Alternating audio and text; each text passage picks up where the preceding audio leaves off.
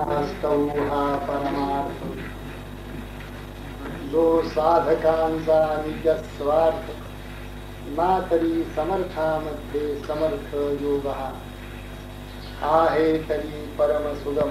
महत्वाच्या ओव्या आहेत त्याच्यामध्ये. परमार्थ म्हणजे नेमकं काय ते. परमार्थ हा साधकांसाठी ही पहिली गोष्ट सांगितली. आणखीन कोणाला परमार्थाचं काही नसतं. समर्थाने मान्य केलेलं आहे. भगवंतापासूनच ते मान्य आहे. मनुष्याणाम सहस्रीषु कश्चित् यतति सिद्धये. कोणी एखादा मनुष्य या मार्गाने येतो हजारातला एक, हजारातला नव्हे हजारो मधला एक. मनुष्याणाम सहस्रीषु कश्चित् यतति सिद्धये. यततामपि सिद्धानाम कश्चिन् माम वेत्ति तत्वतः. अशी जी येणारी मंडळी आहे, अशा हजारो मंडळीमध्ये कोणी एखादा मनुष्य मला तत्वतः जाणून माझ्याशी एकरूप होत. असं जे एकरूप होणं त्याला परमार्थ म्हणतात.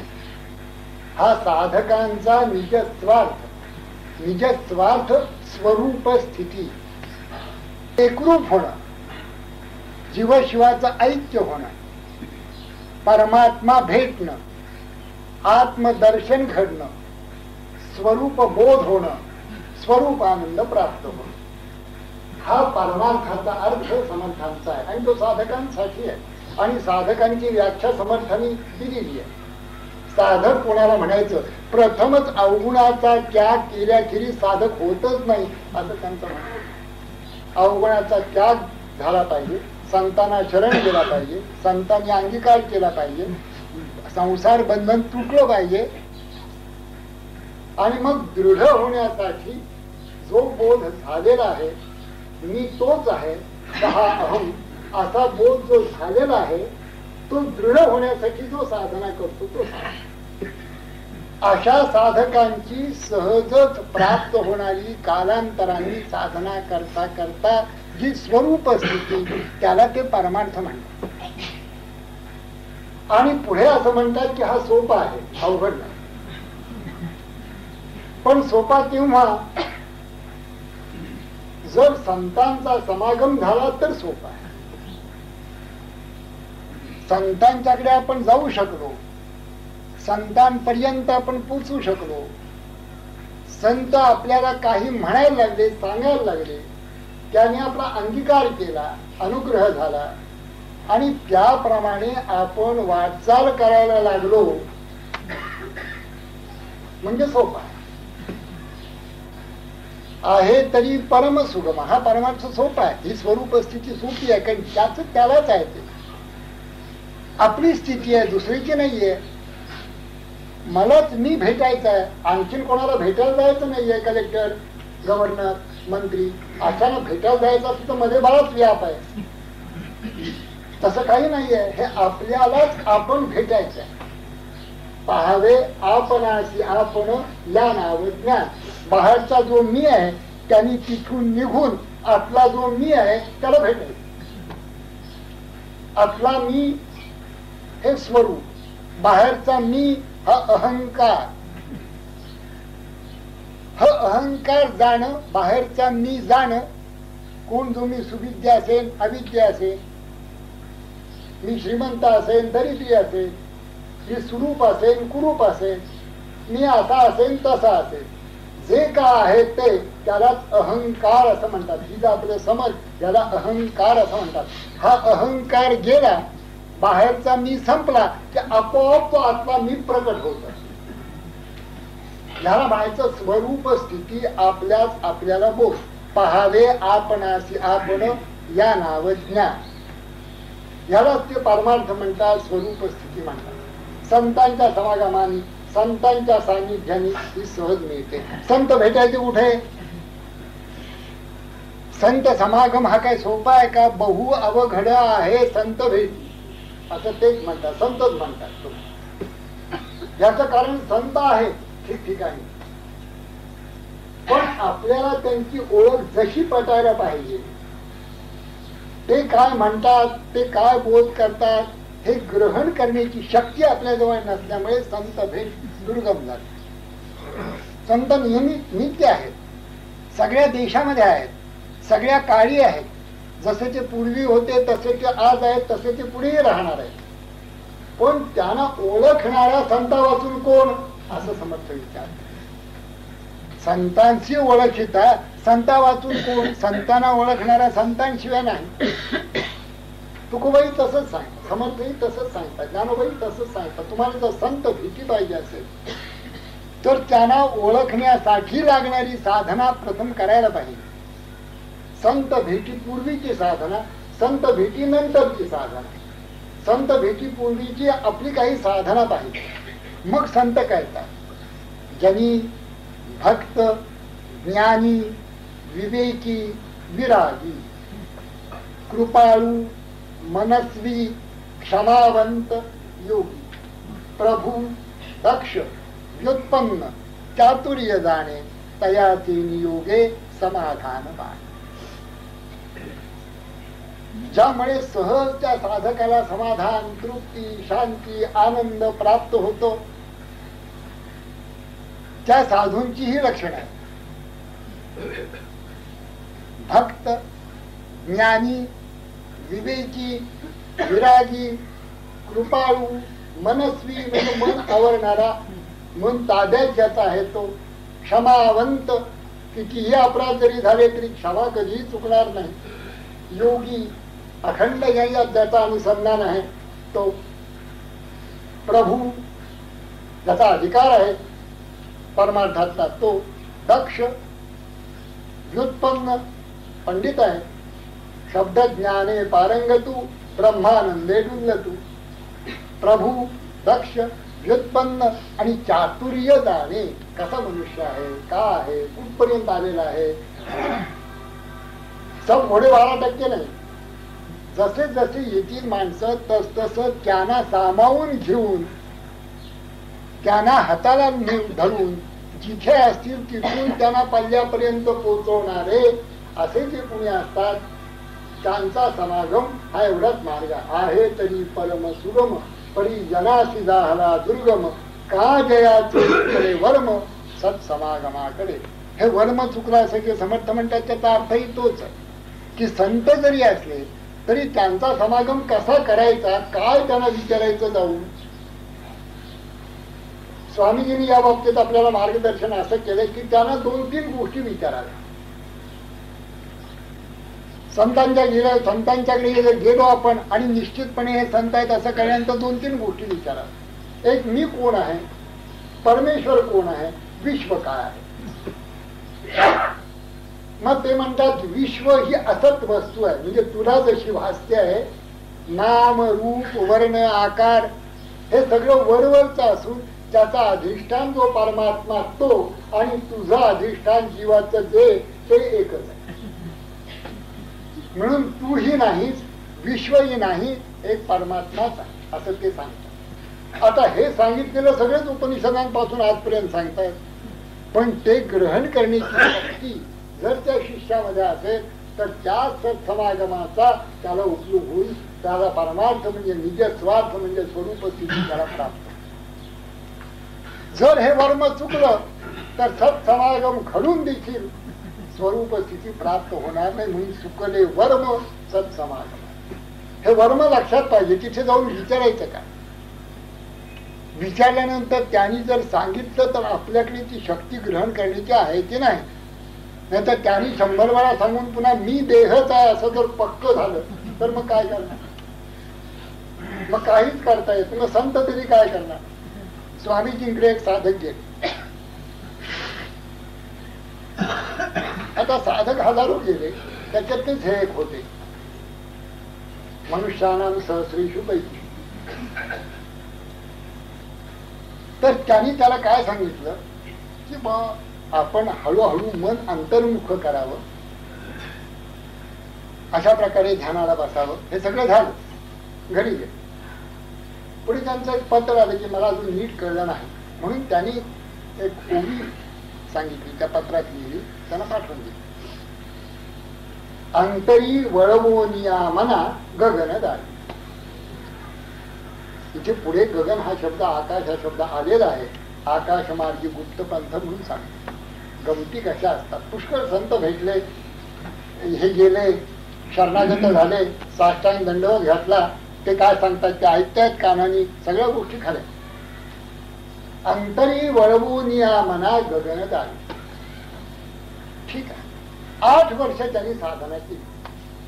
स्वामीजींनी पुढे देह ठेवला. पुन्हा त्यांनी काही विचारलं आता अंतरी वळवून या मना गगन दावी कळलं आपल्याला. पुढे काही काळाने म्हणजे स्वामीजींनी देह ठेवल्यानंतर सुमारे 6-7 महिने पहिल्या जयंतीच्या वेळेला मी तिथे गेलो. त्यावर मला ते भेटले ग्रस्त. मला म्हणाले बाळासाहेब हे असं तंत्र स्वामींनी लिहिलं होतं आणि मला काय अजून ते समाधान, ती तृप्ती, ती शांती का प्राप्त होत नाही. ते तर संत होते, मी माझ्या कसून साधना करतो. मी म्हटलं तुम्ही कशी साधना करता ते दाखवा. त्यांनी मला गच्चीवर नेलं, आश्रमाच्या गच्चीवर. मला काही लक्षात नाही गच्चीवर कशाला चालला, आता इथे तो कोणी नाहीये, पण चला हा काय ह्याची बुद्धी काय आहे ते मला कुठे कळणार. त्यांनी सतरंगी अंतरून त्याच्यावर तो उताना पाडला. मी बघतोय हा काय करतोय. ते म्हणाले पहा मी असा श्वासाबरोबर अंतरी मन वळवण्याचा प्रयत्न करतो आणि त्या मनाला गगन म्हणजे आकाश टाकतो. असा 8 वर्ष काम चाललं होतं. म्हटलं बाबा रे ही 8 वर्ष तुझी आता काय सांगू फुकट गेली म्हणू का. सत्समागम तुला घडला, त्यांनी तुला सांगितलं, जे सांगितलं ते योग्यच होतं, पण वर्मच कळलं नाही. हे गगनदावी हे काय प्रकार आहे. वर्मच कळलं नसल्यामुळे 8 वर्षाची सारी साधना कसून केलेली 3-3 तास फुकट. मन तसंच राहिलं, साधक तिथेच राहिला. हे वर्म आहे सत्समागमात. इथे देखील आकाश मार्गी गुप्त पंथ पुढे उभीच आहे आणि त्याचे दिलेले अर्थ बघा. म्हणजे अर्थाचे अनर्थ कसे असतात त्याची कल्पना आपल्याला येईल. मोठ्या मोठ्या लोकांनी केलेले अर्थ आहेत.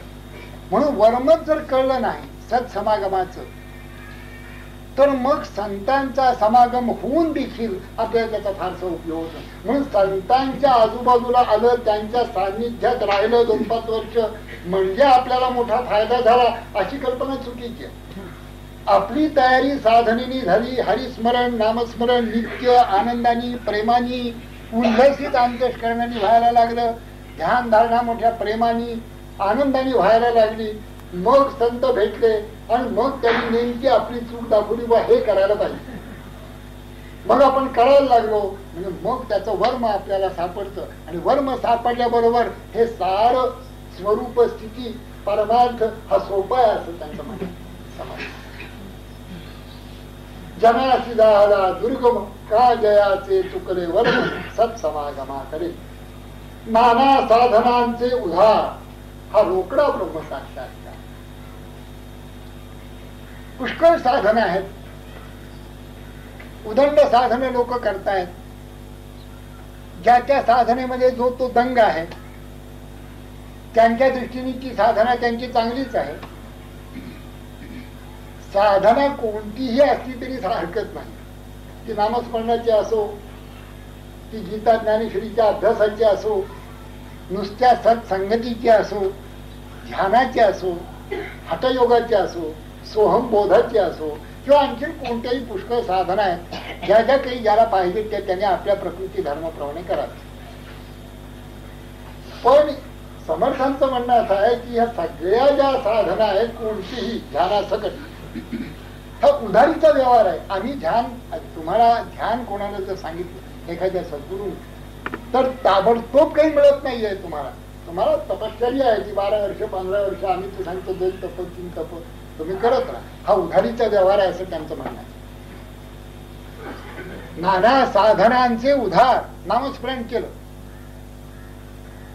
10 वर्ष केलं नामस्मरण, 2 कोट जप झाला, पण अजून स्वरूप स्थिती प्राप्त झालेली नाही.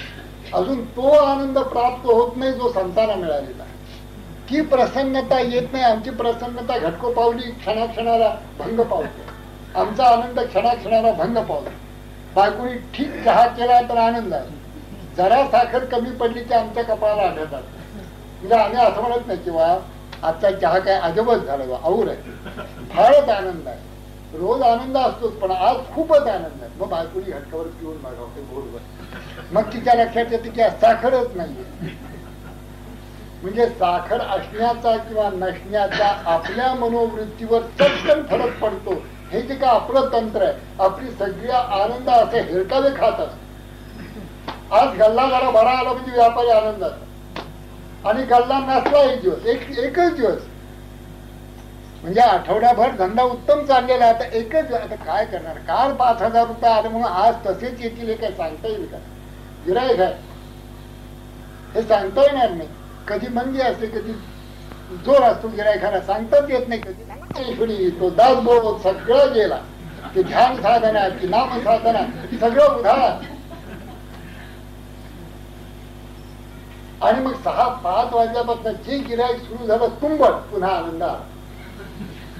म्हणजे हा जाणारा येणारा हा जो आनंद आहे, ह्या आनंदात ना अखंड राहणारा आनंद. यम लब्ध्वा चापरम लाभम मन्यते नाधिकम ततः यस्मिन् स्थितो न दुःखेन गुरुणापि विचार्यते. संसार आहे, कधी सुख कधी दुःख.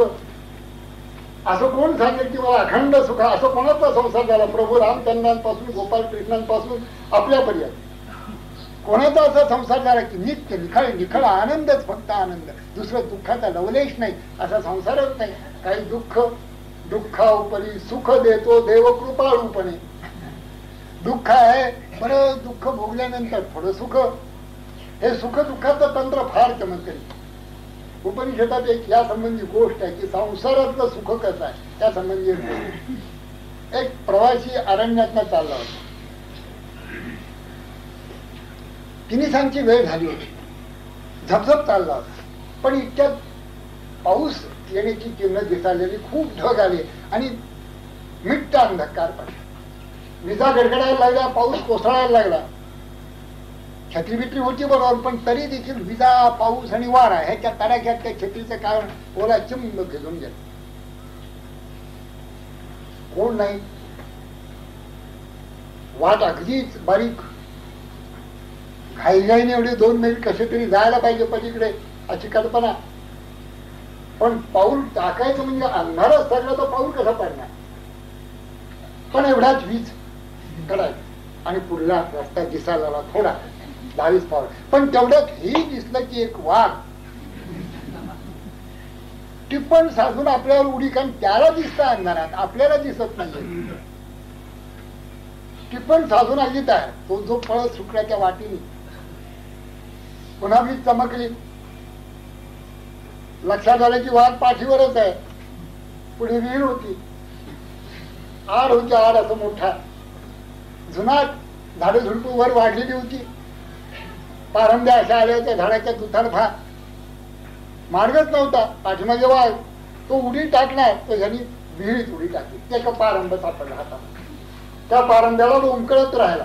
पुन्हा वीज चमकली, बघितलं पाणी, पण पाण्यामध्ये मगरी.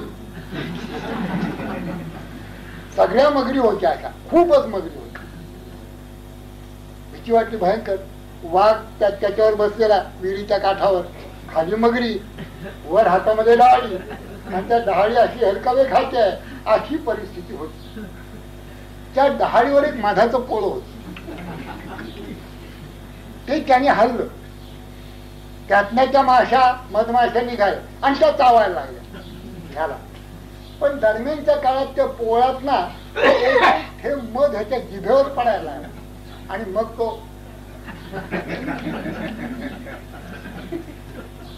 संसारातलं सुख असं आहे असं त्यांचं म्हणणं आहे. ही परिस्थिती आहे संसारातल्या सुखाची. संसारी जना सुख दाहले ऐके ना देखिले ना ऐकिले. असं कुठे पाहिलंही नाही. समर्थ म्हणतात त्यांनी पुष्कळ बघितलं भारत सगळा.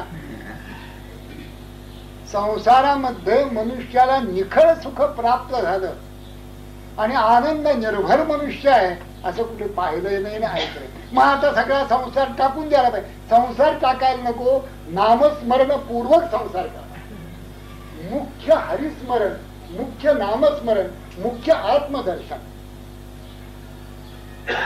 संसारात गौणत्वाने घ्यायला पाहिजे. हे सुख दुःख सारी गौणत्वाने घ्यायला पाहिजे. हाती चलत आहे आपण हे गतम कुतर भुकत वाकू भुकवादो तू तो राम सुमर. तू नामाचं स्मरण कर, म्हण राम राम आणि जेव, म्हण राम राम आणि काम कर. काय जे तुझी दुकानदारी असेल, काय जे ऑफिस असेल, काय जे चालत असशील, बोलत असशील, बसत असशील, गप्पा मारत असशील, हरीला विसरू नकोस. हरिस्मरण पूर्वक केलेला संसार हा निखळ सुखरूप होऊ शकतो. कारण संसारातल्या सुखदुःखाकडे तो दुर्लक्षच मुळे करतो. त्याच्या पक्षी संसारातलं सुखही खरं नव्हे, संसारातलं दुःखही खरं नव्हे. एकच सुख आहे, नामस्मरणामध्ये. नामस्मरे निरंतर ते जाणावे पुण्य शरीर, महादोषांचे गिरीवर राम नामे नासे. नाही तर केवळ संसार एवढंच ज्याचं ध्येय आहे त्याला सुखदुःखाच्या गटांगड्या खाल्ल्याशिवाय राहणार. परवाच एक भगिनी आल्या होत्या, खूप श्रीमंत भगिनी, खूप श्रीमंत म्हणजे खूपच श्रीमंत. दुकानात आल्या बसल्या. मला लक्षात आलं की आमच्याकडे येतात श्रीमंत मंडळी जेव्हा, तेव्हा कुठे ना कुठेतरी काहीतरी काही परमार्थी असतात. ते परमार्थासाठी येतात. कुठेतरी त्यांना समागम घडलेला असतो, संतांचा कुठेतरी समागम घडलेला असतो. आणि म्हणून एक संत गेला की शोधात असतात आणि कोणीतरी मिळालं म्हणजे त्या संतांकडे जाणार. दुसरं पण सामान्य 100 ते 90, 95 स्वामीजीकडे जाणारे काय आणि कुठे जाणारे काय, ते संसाराची डागडुजी करायला येतात. मी ओळखलं का आहे ते, चेहऱ्यावरच ओळखलं. चेहऱ्यावरनं ओळखता हा साधक आहे का संसारी ग्रस्त आहे केवळ निखळ. मी त्याच्या संबंधी काहीही बोललो नाही. पण 2 तासानंतर त्या भगिनी आनंदित गेल्या आणि मला म्हणाले मला आता ज्या ज्या वेळेला वेळ मिळेल त्या पडगावच्या त्या वेळेला मी आता इथे येणार. म्हटलं अवश्य या. तुम्ही संसारात एकही गोष्ट विचारली नाही याच्यातून मला आनंद आहे. आणि दुसरं असं की इथून तुम्ही आनंदाने परत जातात ह्याच्यात एक मला आनंद आहे. आणखीन एक तिसरी गोष्ट आहे, या आनंदामध्ये तुमची सारी दुःख बुडवून टाका आणि अखिल आनंदात निखळ आनंदातच राहा. आणखीन काही करू नका. बस परमेश्वराने काय प्राग्मनात माचिरे पूर्व संचित केले तया सारीचे भोगणे प्राप्त झाले असा विवेक करून जी काही सुखदुःख असते ती सुखदुःखावरच गेली. भोग भोगावरी द्यावा, संचिताचा करून ठेवा, शांती धरणे जीवासाठी दशा उत्तम गोमती. देह लेखावे असार सत्य परोपकार. तुका म्हणे हे मिराशी, आमची मिराशी काय माहितीये, बुडी द्यावी ब्रह्मरस. देह देहावरी द्यावा, भोग भोगावरी द्यावा. दुसरा मार्ग त्याला नाही. देहाचा संसार बाजूला सारावा. जी साधना करायची ती सारी आत्मदर्शनासाठी करावी, परमेश्वर प्राप्तीसाठी करावी. परमेश्वर प्राप्ती, आत्मदर्शन, स्वरूप दर्शन, परमेश्वर दर्शन सगळे ते एकच अर्थाचे शब्द आहेत. त्या दर्शनासाठी करायचे. आणि बाकीच्या ह्या संसारासाठी साधना नाही. ते काय जे आपल्याला हात पाय डोळे बुद्धी काय जी दिलेली आहे त्याप्रमाणे जो काही उत्तम संसार करता येईल तन मन धनानी तो करा.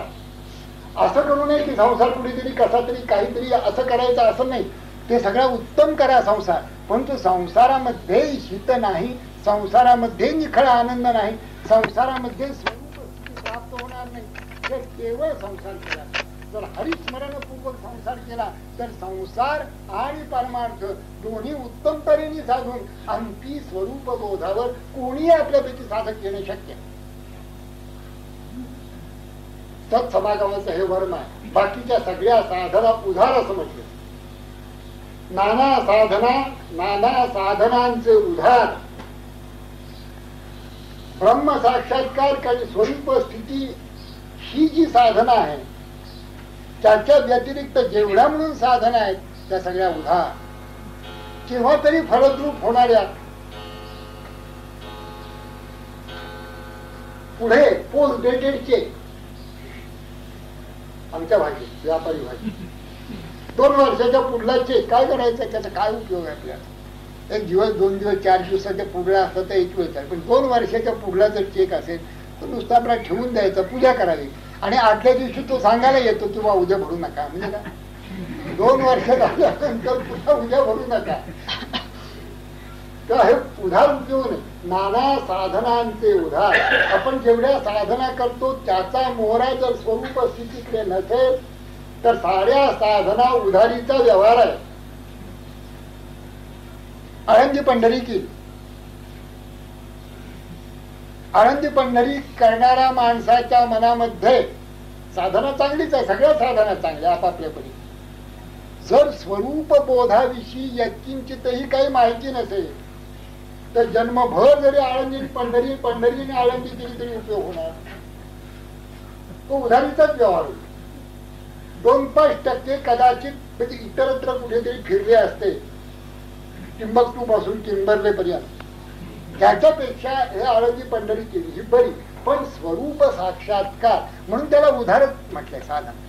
त्यासाठी साधना त्वरित सत्य फलदायी केव्हा होते, ज्या वेळा त्याचा मोहरा, त्याचा शेवट, त्याचं ध्येय स्वरूप दर्शन, परमार्थ म्हणजे निज स्वार्थ स्वरूप स्थिती, इकडे ज्या वेळेला त्याचा सगळा मोहरा असेल त्या सगळ्या साधना रोकड्या होतात. पहा, नाना साधनांचे उधार हा रोकडा ब्रह्म साक्षात्कार. हे जी काही प्रवचन होत असतील इथे, जे काही समर्थ वधवत असतील, ती सगळी टेप होतात, ती सगळी उतरली जातात. आणि उतरली गेल्यानंतर एक 5-25 प्रवचनांचं एक स्वतंत्र पुस्तकच काढावं असं मला वाटतं. तुम्हाला कसं वाटतं? अमृतांचं काय झुमत आहे का? मला असं वाटतं की ह्याचं एक पुस्तकच काढावं. कारण काय, हे जे विचार इथे स्फुरले जातात हे मी सुरुवातीला समर्थांना सांगतो, बा माझ्यात तोडून आता वाजवा. त्याप्रमाणे काय जे वजवतात थोडं बहुत माझ्या आकडेप्रमाणे तेवढ्याच देखील जर पुस्तक, तर काय जे काही अर्थ केलेले आहेत, मला जे काही दिसत आहेत अर्थ केलेले, याच्यापेक्षा एक वेगळ्या पद्धतीचे निराळ्या तऱ्हेचे असे अर्थ आपल्या समोर येतील. तुम्हाला चिंतन करायला बरोबर माझ्या सकट. कारण मी देखील माझं जेव्हा वाचतो तेव्हा मी चिंतनच करत आहे. नाना साधनांचे उधार. साधना उत्तमच आहे, पण निर्लोभता ही तू माळगळा घालणे, अक्षय्य शांतीची वरिमुद्रा लावणे, सद्भक्ती पताका मग निज करी मिरविणे, दास गणू म्हणे तरशील बाप्पा तरिया भवसागरी तुझला भेटेल माझा हरी. त्याचा अर्थ काय, निर्लोभता ही माळ घातलीस का, का नुसतेच 12 माळा घातल्या रुद्राक्षाच्या? अक्षय्य शांतीची मुद्रा लावलीस का तर उपयोग, नाही तर मुद्रा पुष्कळ लावल्या, तिकडे टोचलंय सगळे गंधच गंध.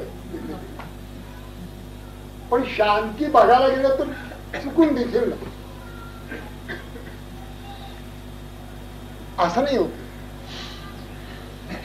निर्लोभता ही माळ पाहिजे, अक्षय्य शांतीची मुद्रा पाहिजे, सत भक्ती पताका. म्हणजे नुसती भक्ती पताका नाही, कारण भक्ती याचे अर्थ पुष्कळ केले जातात. सत भक्ती पताका, सत मध्येच रमून राहणारी जी भक्तीची सद्भक्ती. परमात्माच एक सत आहे, स्वरूपच एक सत आहे, बाकी सर्व असत आहे, असं ज्या भक्तीला वाटतं ती सद्भक्ती. अशी पताका घेऊन मिरविणे, अशी पताका घेऊन मिरवत तो आळंदी पंढरीकर. आणि नाथानी तर त्याच्याही पेक्षा मी नाभी कमलापासून ब्रह्मरंध्रापर्यंत वारी करू असं म्हणतो.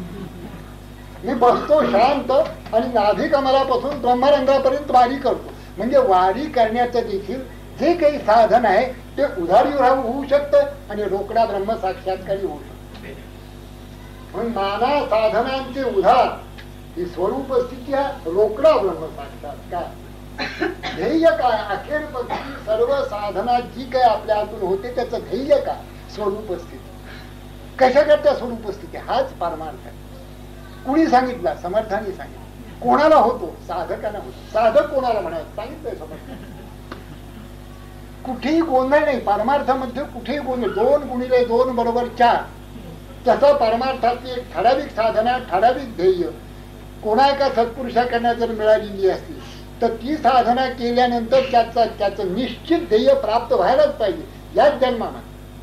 विवेकानंद त्या छातीवर हात ठेवून सांगत असत, मी सांगतो याप्रमाणे करा, हे या इथे तुम्ही पोहोचलाच पाहिजे, तसं होऊच शकत नाही. मात्र पूर्वीचं संचित जरा बरोबर आहे. अगदीच रजतम युक्त जर असेल तर त्याला जरा अधिक काय लागतो इतकं.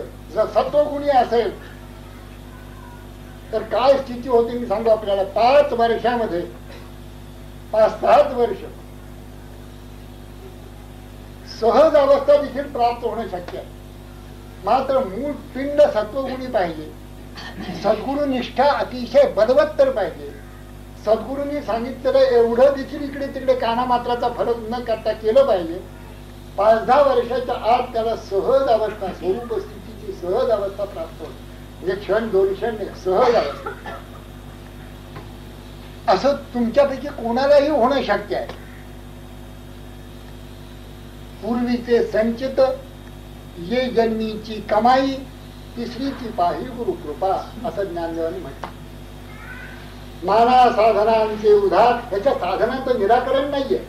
ही साधना वाईट आहे की साधना, असं काही नाही. आपण ज्ञानेश्वरीचा खोलवर अभ्यास करायला लागलात, आपण चिंतन करायला लागलात. चिंतन करता करता करता तुम्ही स्वरूप स्थितीला गेला.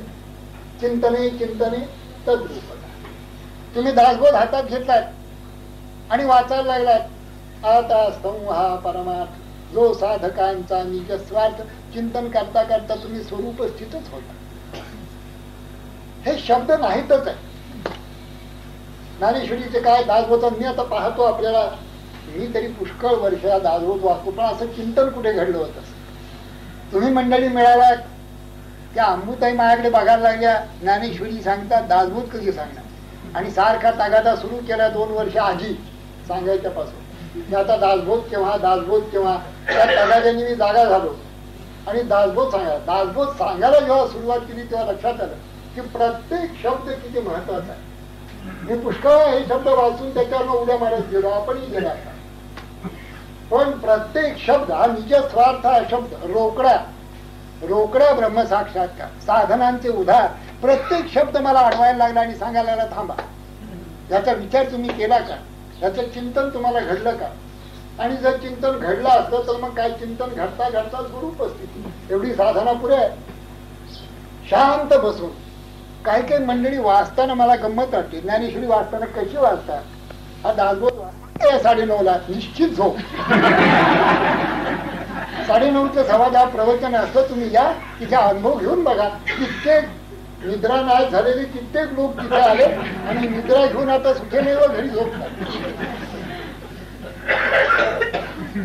झोप येण्यासाठी काय हे ग्रंथ आहे. हे सकाळी उठून देहशुद्धी करून स्नान हवे असले तर करून मग शांतपणे आसनावर बसून दक्षिण दिशा सोडून बाकीच्या कुठल्याही बाजूला तोंड करून शांतपणे वाचा. आता स्तौहा परमार्थ जो साधकांचा निज स्वार्थ मातरी समर्थामध्ये समर्थ योग. एक उभी तुम्हाला मोक्षाला न्यायला पुरेशी आहे. एका उभीचं चिंतन तुम्हाला मोक्षरूपच करून टाकायला पुरेसा आहे. हे समर्थ ग्रंथ आहे, साधे ग्रंथ नाही. ती अक्षरे नभती देखा ब्रह्म साम्राज्य दीपिका अर्जुनाला जी चित्कळिका उजळल्या श्रीकृष्ण. हे चित्कळिका म्हणजे ज्ञान दिवे उजळलेले आहेत. ही काय अक्षर आहेत का नुसती मी काढतो तशी.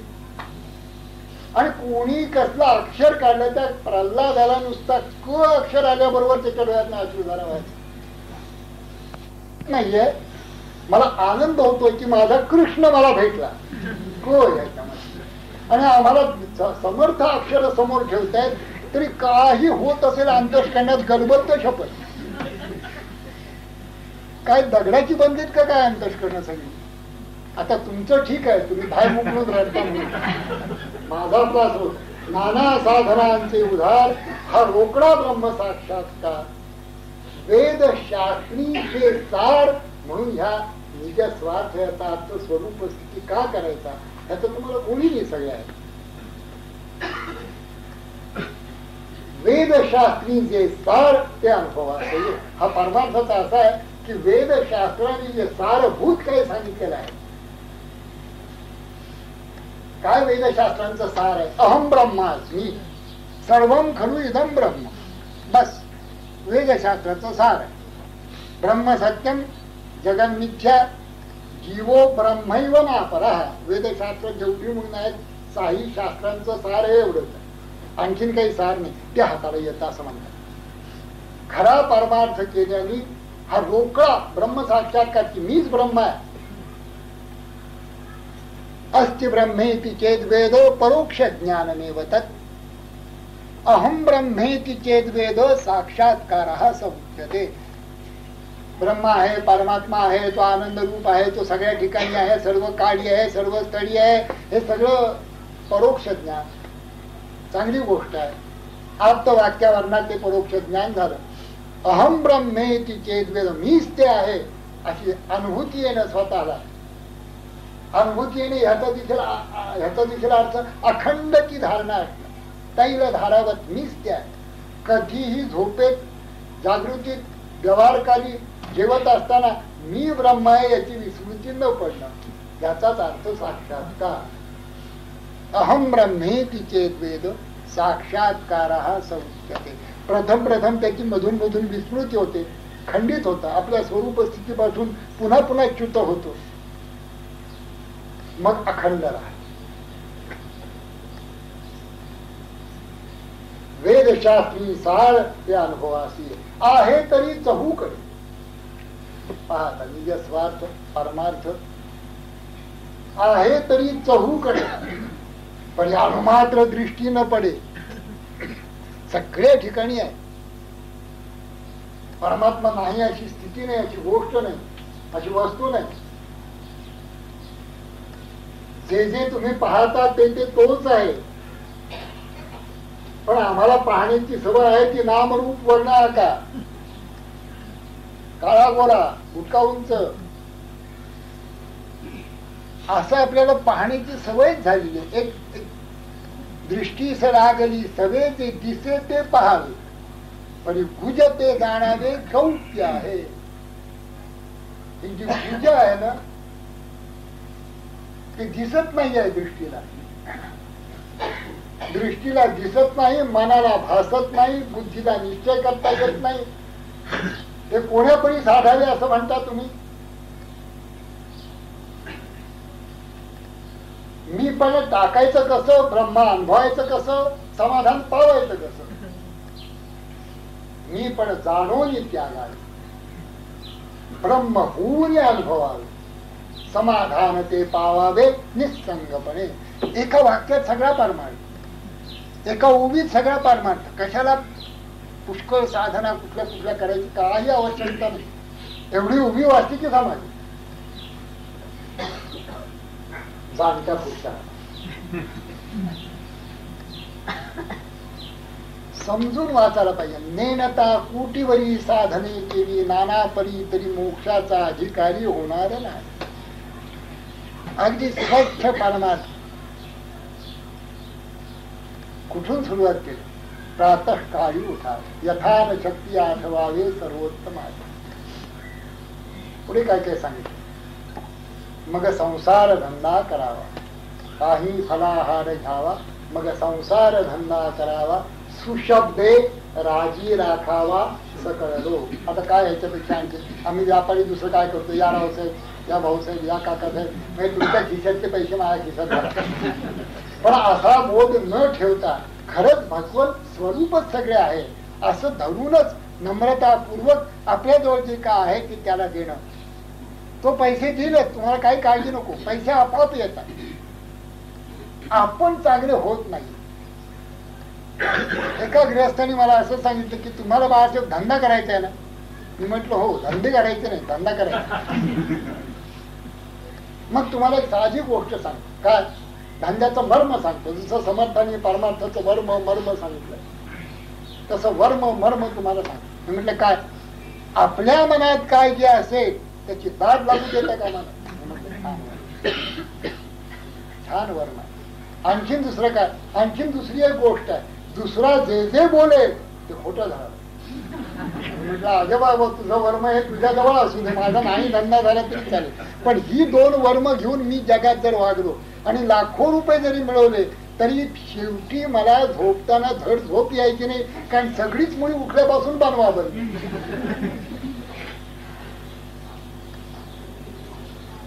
काय तऱ्हेने आपण जीवन जगतो आणि कोणत्या प्रकारचं जीवन जगावं अशी संतांची इच्छा आहे की पहा.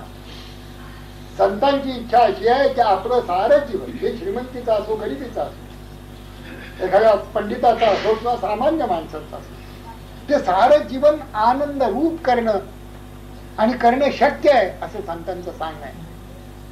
आपल्याला ही शिकवण आहे संतांनी. काय तू खातोस ते हरिस्मरणपूर्वक खा, मला अर्पण करून खा.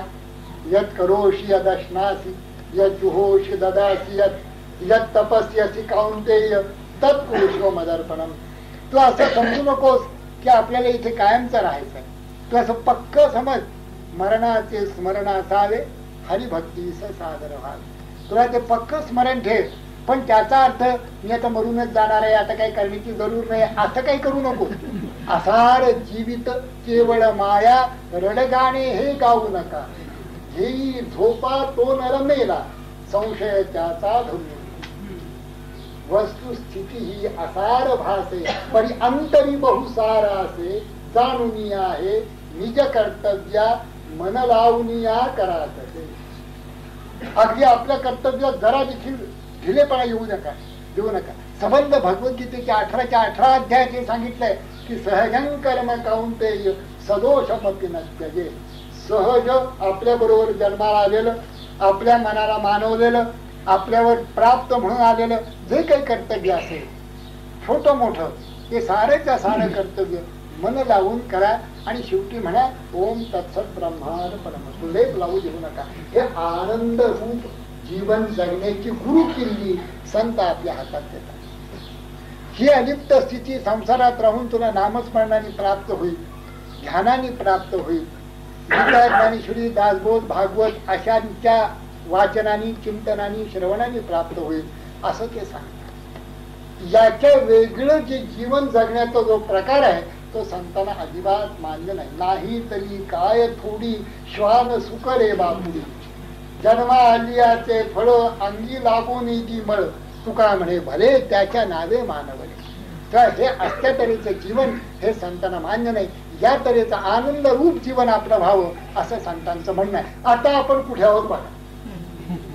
हे झालं संतांचं दोन्ही बाजू तुम्हाला सांगितलं. संतांचं हे म्हणणं आहे, लोकांनी ते ऐकलेलं नाही आणि हे सगळं संतांनी पुन्हा सांगितलंच आहे. व्यासांनी सांगितलं नाही कश्चित श्रोते माम, माझं कोणीही ऐकत नाही. तर समर्थ म्हणतात भगवत वचनी अविश्वास ऐसा कोण पतित असेल. भगवंताच्या वचनावर अविश्वास, त्यांना आश्चर्य वाटतं. आपल्याला काहीच आश्चर्य. देवा वेगळे काही नाही ऐसे बोलती सर्व, परंतु त्यांची निष्ठा काही तैशीच नसेल. जनाचा लालता स्वभाव, प्रारंभीच म्हणती देव, म्हणजे मला काही देऊ ऐशी भावना.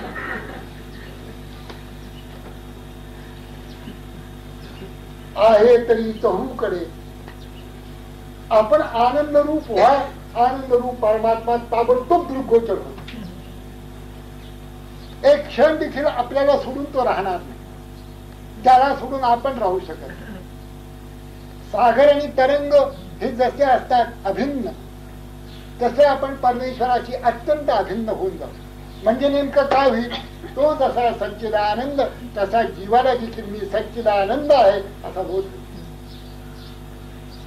दृष्टी मिटली आत तोच दिसे, दृष्टी उघडली बाहेर तोच.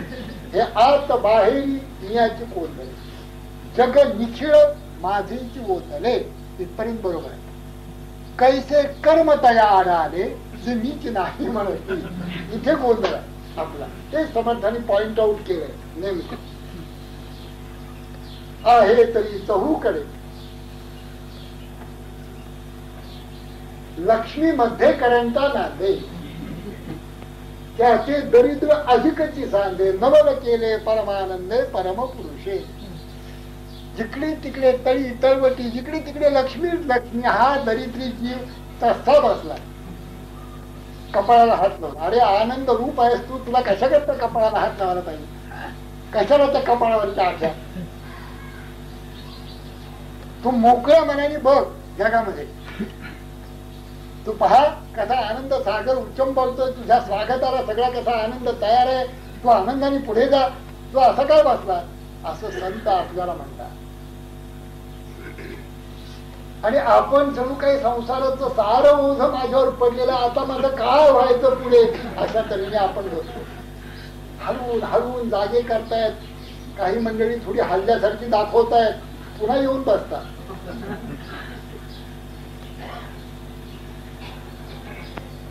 आहे तरी चहू करे, परी अनुमात्र दृष्टी न पडे. विदैवाच्या परिवरी लोह्या रुचल्या आहाती सहस्रवरी.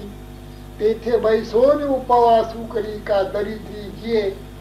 तैसा हृदयामध्ये मी राम सता सर्व सुखांचा राम. त्या भ्रांताची काम विषयांचा. विषयामध्ये देखील राम आहे. तुम्ही जेवत राहा आणि राम भेटत राहा, रामाला भेटत राहा. तुम्ही प्रत्येक घास रामासहित खा. म्हणा श्रीराम आणि एक घास, म्हणा दुसऱ्यांदा श्रीराम दुसरा घास. तुम्हाला राम ही प्राप्त होईल आणि विषयही प्राप्त. खा गुलाबजाम, काय खायचे, काही दोष नाही गुलाबजाम खाण्यामध्ये, बेतानी खा म्हणजे जाईल. परंतु हरिस्मरण करायची नाही का? हरिस्मरणाला विसरून केवळ गुलाबजाम खाण्यासाठी आपण इथे आलो. कोण मी कोठील कागा जन्म आलो, कोण मी ईश्वराचा अंश.